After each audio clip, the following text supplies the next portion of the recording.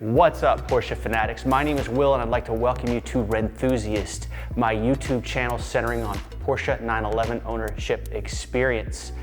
In today's video, I'm going to take a little bit of a left turn.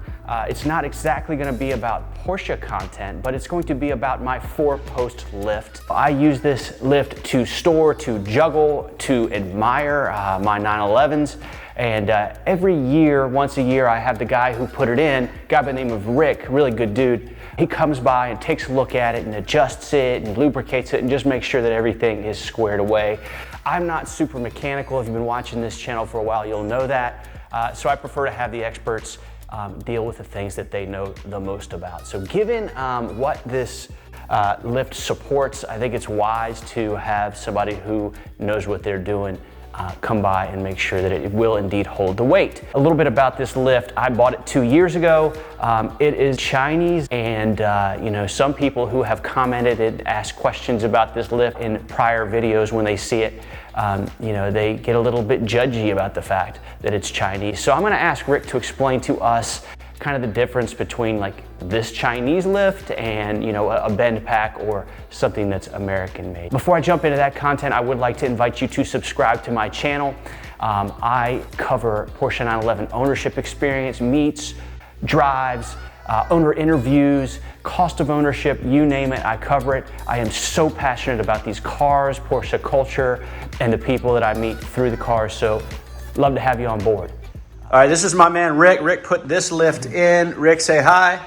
Hello. So I think we put this in, what, like a year and a half ago probably now? About that, I think, yeah. Yeah. About a year and a half ago. And so I use it pretty frequently. I don't know, I guess I'm up and down once a week, if not more. Right.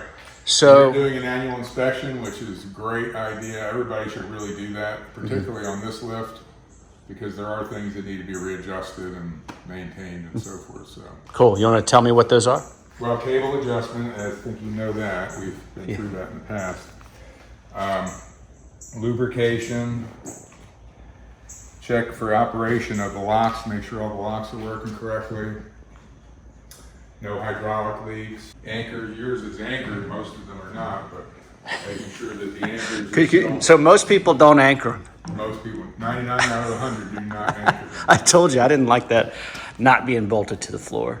But yeah, I mean, it's great if you bolt them. I mean, that's even better than not bolting it, obviously. But a lot of people like the mobility of being able to move it around, and you can't do that if you anchor it. So I get tons of viewers, Rick, asking me what lift this is, and embarrassingly, I can never really remember. It's like, what, the Tiant? It's made by a company called Tiant. It's sold by Tuxedo. It's probably one of the most popular selling lifts in the country, really. As far as 4-post storage and service lifts go. Because guys want like Bend-Pak, right? They want the names. I mean, what's the difference in your opinion? Bend-Pak uses a pneumatic lock release mechanism. That's manual lock release versus Bend-Pak has air cylinders that will That's right. hold the locks away from the ladder. Because I had to have an air tank connected to it. You remember I ordered one and it arrived all jacked up, so we returned it. Yeah. First thing I'm going to do is walk around, look at the anchors, make sure there's no cracks radiating off of any of the anchors. Make sure they still are tight, haven't loosened up in the concrete. And that would be evident by seeing powder or dust or something like that. So we'll start at the bottom and we're going to work our way up. We'll raise the lift and look at everything after that. And this lift, being that there is really no strain, or very little strain on those anchors to begin with, because they're just holding a plate down to the floor. So there's really not a lot of load on them, so there's really no cause for them to become a problem. Let's go ahead and raise it up.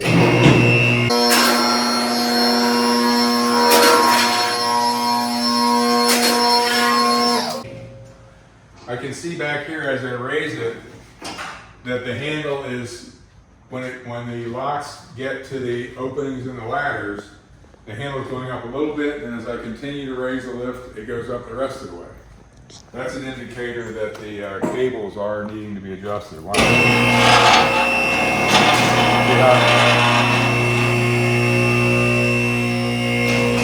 Like 2 steps there. Yeah, okay.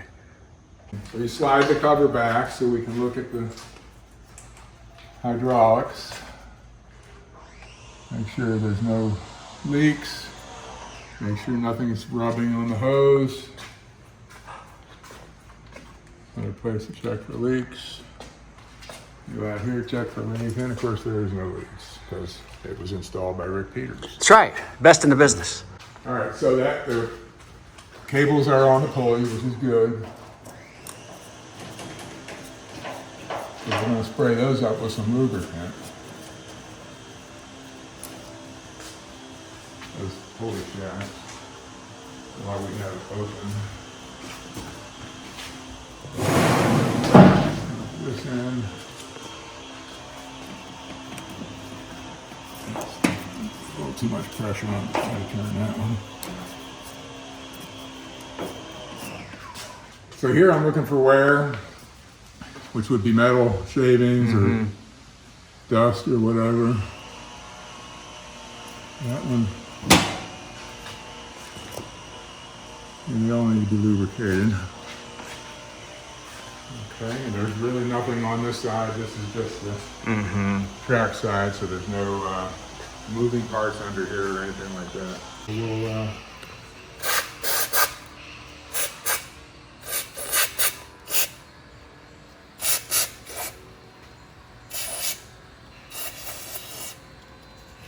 above and below the spacer.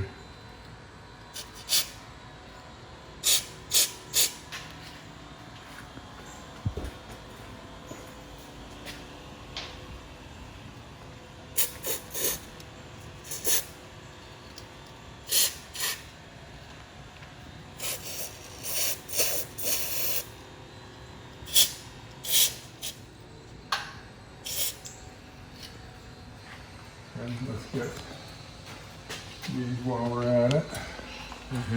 Cross-rail pulleys. Try not to stand under where I just sprayed so I don't get it. We're asking about the difference between Bend-Pak and... Yeah, I mean, I tell you, a lot of people ask. I mean, if it's not sensitive, I'm dead serious. People. Well, it's fine. You know, we installed a lot of Bend-Pak. We are still on their list of authorized installers. But their difference would be they would have a zerk fitting, a grease fitting for these pulleys. Okay. So that would be a big difference. For the pulleys underneath and the cross-rail pulleys, they have grease fittings. So that's a nice feature. The steel on the tracks is heavier duty. They use, instead of diamond plate, they use whatever you call it when they put the sand or abrasive in the paint. So the top of the track is very abrasive. We're going to look for wear on these white nylon guide blocks. And we're looking for, you can see it at the bottom, if there is any. And there again, the inside corners can be lubricated with white lithium.